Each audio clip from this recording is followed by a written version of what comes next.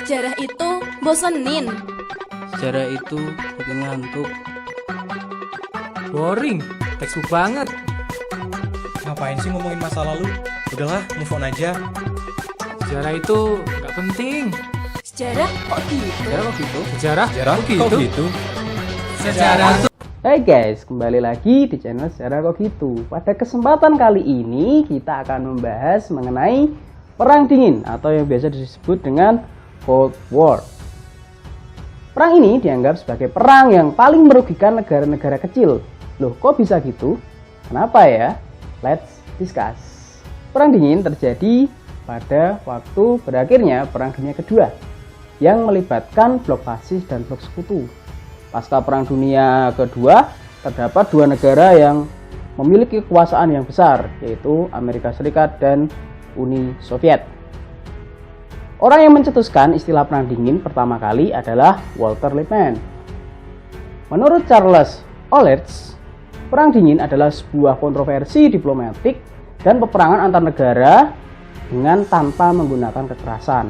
Konteks pengertian ini karena yang terlihat perang adalah antara Amerika dan Uni Soviet itu saling berebut pengaruh secara politik, ekonomi, dan ideologi tanpa menggunakan kekerasan atau perang secara langsung.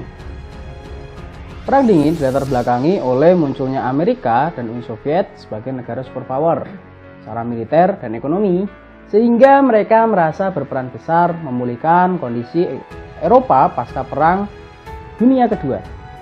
Campur tangan Soviet dalam membantu negara-negara Eropa Timur untuk merdeka membuat Soviet memiliki obsesi untuk menjadi poros dunia dengan ideologi komunismenya dan sistem pemerintahan sentralistiknya.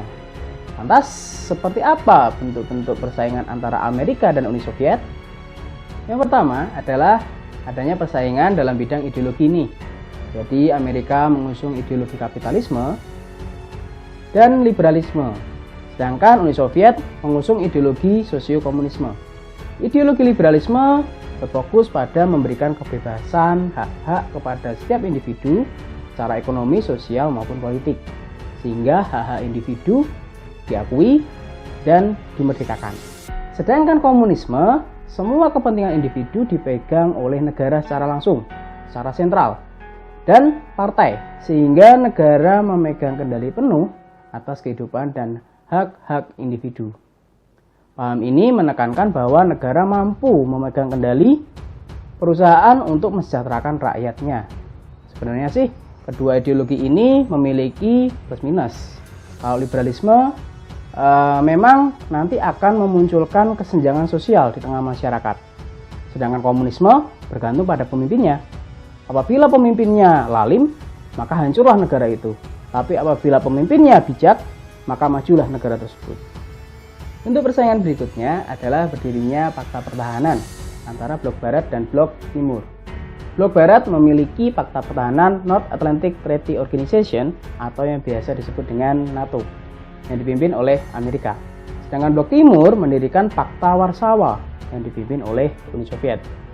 Kedua poros militer dunia ini menimbulkan ketegangan bagi negara-negara netral akibat adanya upaya kedua blok untuk mempengaruhi dan berdampak pada ikut campurnya kedua fakta pertahanan ini terhadap urusan dalam negeri sebuah negara, terutama negara-negara yang sedang berkembang. Negara-negara berkembang menjadi ladang perang bagi Amerika dan Uni Soviet dalam memamerkan senjata dan latihan perang bagi kedua negara tersebut. Contoh negara yang menjadi tempat peperangan adalah Afghanistan, Kuba, dan Vietnam.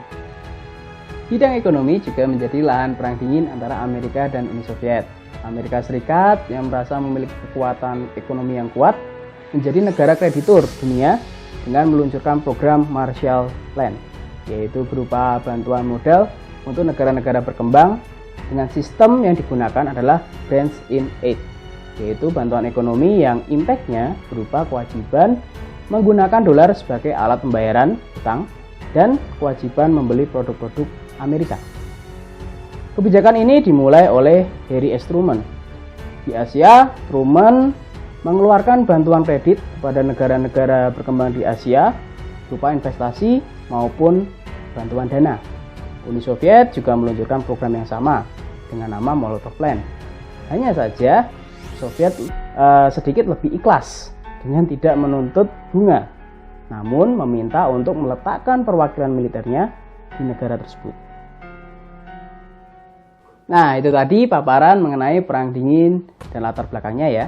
Ternyata Perang Dingin meski tidak saling menyerang dengan menggunakan kekerasan atau senjata, namun tetap membahayakan karena menggunakan negara lain sebagai medan perangnya.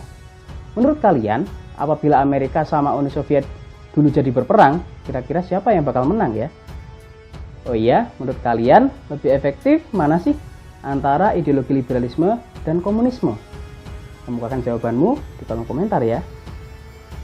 Jika kamu menyukai konten ini, jangan lupa like, komen, dan subscribe. Oh iya, jangan lupa diklik tanda loncengnya untuk mendapat notifikasi terbaru dari channel kami. Saya Oni, demikian, sampai jumpa.